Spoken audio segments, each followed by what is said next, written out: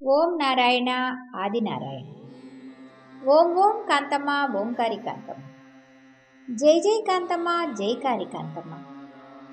జై జై కాంతమ్మ జై కాళీ కాంతమ్మ. అవధూత కాంతమ్మ లీలలు. ఇంద్రధనస్సు పల్లకి. రచయిత శ్రీ యదనపర్తి విజయభాస్కర్ రెడ్డి గారు. గాత్రం గంటి రేవతి. సమర్పణ మండవ రవికాంత్. 101వ భాగం. నేటి భాగంలో గుండాల లలితమ్మ. గుండాల లలితమ్మ రామలింగపురం వారికి అమ్మతో కలిగిన అనుభవాలు తెలుసుకున్నాం. గుండాల లలితమ్మ గారికి ప్రతిరోజు అమ్మను చూడాలని కోరిక కలిగింది. వీరిది రామలింగాపురం, నెల్లూరు. కానీ తన భర్త ఏమంటాడో అని భయం. భర్త నందగోపాల్ రెడ్డి అప్పటి వరకు ఎలాంటి అభ్యంతరము తనకు కలిగించలేదు. వారానికి ఒక్కసారైనా కాంతమ్మ తల్లిని చూడాలి అని తన కోరికను భర్తతో చెప్పిందాను. భర్త నందగోపాల్ రెడ్డి అంగీకరించాడు. అమ్మే సర్వం కదా, మరి కాంతమ్మ తల్లి కుండలు పగలగొడుతుంది, గుడ్డలన్నీ విప్పేసి దిశమలను తిరుగుతుంది, మాటలు తెలియని పిచ్చి కాంతమ్మ అని అందరూ అంటారట. కానీ భక్తులు ఏది కోరితే వారి బాధలు తీరుస్తారని గుండాల లలితమ్మ గారికి తెలిసిందట. ఆ విషయం లలితమ్మ తన భర్తతో చెప్పింది. ఈమె బావ రాఘవరెడ్డి గారి కుమారుడు మురళి వాళ్ళ ఇంటికి కాంతమ్మ తల్లి వచ్చినప్పుడు జనం గుంపులు గుంపులుగా ఉన్నారు. మురళి ద్వారా అమ్మ విషయం తెలుసుకున్న లలితమ్మకు కాంతమ్మ తల్లిని చూడాలని రోజు రోజుకి కోరిక పెరుగుతోంది.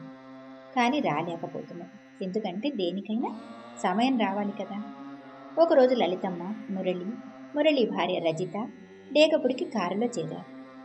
కాంతమ్మ తల్లి అగ్నిగుండం దగ్గర కాలు మీద కాలేసుకొని కూర్చొని ఉన్నారు.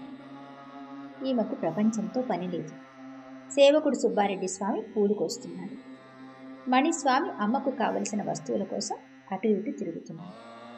వీరు ముగ్గురు కాంతమ్మ తల్లికి నమస్కరించుకున్నారు. మురళి, రజిత అమ్మతో ఏదో మాట్లాడుతున్నారు.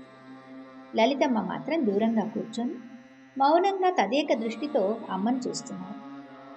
ఆ సమయంలో చిన్న నల్ల చీమలు పుట్టలు పుట్టలుగా అమ్మ శరీరమంతా ఎగబ్రాకి ఒళ్ళంతా పార తిరుగుతున్నాయి. అమ్మకు వాటి విషయం పట్టనట్లుగా ఉంది. మనమైతే ఒక్క క్షణం కూడా ఆ చీమలని భరించలేము. అమ్మ దేహమంతా నల్ల చీమలమయమైపోయింది. కానీ అమ్మకు ఆ ధ్యాసే లేదు. అవి అమ్మను కుడతాయని లలితమ్మ బాధపడింది. చీరాల అవధూత అని ఒక అవధూత ఒకరుండేవాడు. ఆ స్వామికి బోధకాలు ఏర్పడి కాలు కుళ్ళిపోయింది. ఆ భాగం నుండి రసి, చెడు రక్తం కారుతూ ఉండేది. ఆ కాలు రంధ్రాల నుండి లుకలుకమంటూ పురుగులు తిరుగుతున్నా ఆ పురుగులను ఆయన ఏమీ చేసేవాడు కాదు. ఆ బాధ చూడలేక భక్తులు మందు పూయబోతే, జీవులను చంపరాదయ్యా, ప్రతి జీవిలో పరమాత్మ ఉన్నాడు అని అనేవారు ఆయన. తన శరీరాన్ని సర్వనాశనం చేస్తున్న ఆ విషపురుగులకు తన కాలిని ఆహారంగా విడిచిపెట్టి ఎంత నిర్మల స్వభావాన్ని పడుచూపాడు ఆ మహనీయుడు. అట్లే మన కాంతమ్మ తల్లి శరీరంపై ఉన్న నల్లచీమలు గుంపులు గుంపులుగా ఉన్నా కూడా పట్టించుకోలేదు.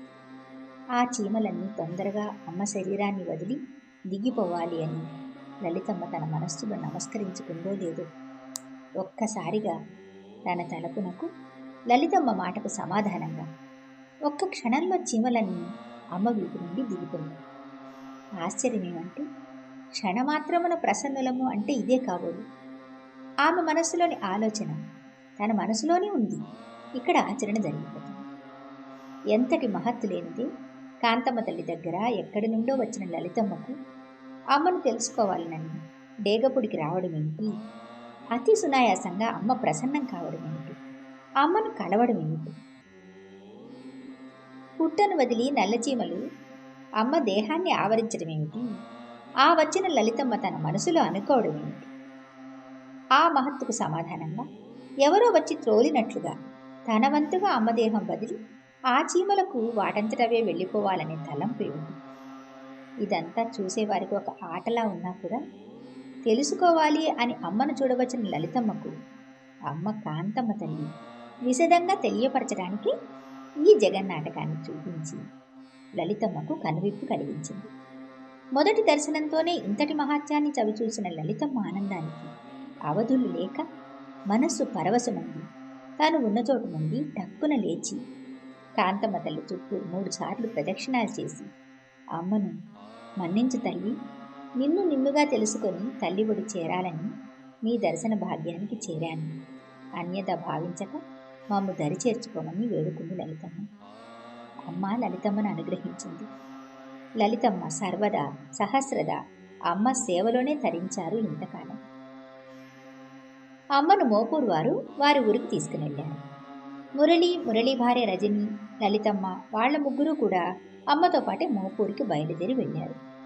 ఆ రోజంతా అమ్మవారి దగ్గరే లలితమ్మ ఉండి తెల్లవారి బయలుదేరుతూ, వెళ్ళొస్తామమ్మా అని లలితమ్మ అమ్మని అడిగారు. వెళ్ళిరా అమ్మ అన్నారు కాంతమ్మ తల్లి. అది మధురాతి మధురం, అది మాట కాదు, ఆశీర్వచనం, అభయప్రదం అని ఆ ముగ్గురు మురిసిపోయారు. ఇంటికి బయలుదేరారు. ఇంటికి చేరగానే లలితమ్మ మనసు తిరిగి పరిపరి విధాల పరితపిస్తోంది. అమ్మ ఫోటో కావాలి, అమ్మ ఫోటో పూజ గదిలో పెట్టుకుని పూజా సేవలు చేసుకోవాలి, అమ్మను మాత్రమే ఆరాధించాలి. అమ్మ మాయమ్మ, అమ్మ సర్వ సృష్టికే అమ్మ. మరి ఇంతవరకు మన ఇంటిలో పూజలు అందుకుంటున్న దేవుళ్ళని ఏం చేయాలి? దాదాపు 25 పటాల దాకా ఉన్నాయి. ఉన్న దేవుళ్ల పటాలను తీసివేస్తే వారి ఆగ్రహానికి గురవుతామేమో అనే ఆలోచన వస్తున్నది. మనసంతా స్థిమితం లేక గందరగోళంగా ఉంది. ఆలోచిస్తే ఏ దారి దొరకడం లేదు. తల పగిలిపోతోంది. కళ్ళు మూసుకుంది లలితమ్మ. శ్రీ కాంతమ్మ తల్లి నవ్వుతూ లలితమ్మకు కనిపించారు. దిగ్గున లేచింది. పటాలన్నిటికీ కర్పూర హారతిచ్చింది.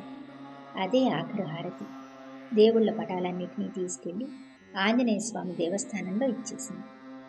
ఆ రోజు నుండి ఈ రోజు వరకు కూడా కాంతమ్మ తల్లి ఫోటో పెట్టుకుని పూజలు, నిత్య నైవేద్యాలు, త్రికాల నైవేద్యాలు పెడుతూ భజన చేసుకుంటూ తల్లిని తన మనసారా సేవిస్తున్నది. అమ్మను సేవించే లక్షలాది భక్తులలో లలితమ్మ చేసిన ధైర్యము, తెగువ మరెవరూ చేయలేదు. అమ్మ భక్తులందరిలో కూడా లలితమ్మకు ఒక ప్రత్యేకత ఉంది. విచిత్రం ఏమిటంటే, ఈమె ఏ హంగు ఆర్భాటాలకు ప్రాకులాడక, బయట ప్రపంచంతో కలువక, నిత్యము అమ్మే తన ప్రపంచం, అమ్మే తన జీవన సారాంశము అన్నట్లు అమ్మ సేవ, పూజ చేసుకుంటారు. అందుకే శ్రీ కాంతమ్మ తల్లి లలితమ్మ పూజా మందిరంలో కోటి దివ్యకాంతులతో వెలిగిపోతుంటారు. అమ్మే సర్వం, అమ్మే నిత్యం లలితమ్మకు. కాంతమ్మ తల్లి పాదపద్మముల సేవయే లలితమ్మ జీవిత లక్ష్యం. ఈ భాగంలోని మిగిలిన అద్భుతమైన విశేషాలను మరునాడు చెప్పుకుందాం. ఓం ఓం కాంతమ్మ, ఓంకారి కాంతమ్మ. అవధూత శ్రీ డేగపూడి కాంతమ్మ తల్లికి జై. భగవాన్ శ్రీ శ్రీ శ్రీ గొలగముడి వెంకయ్య స్వామి మహారాజుకి జై. ఓం నారాయణ ఆది నారాయణ.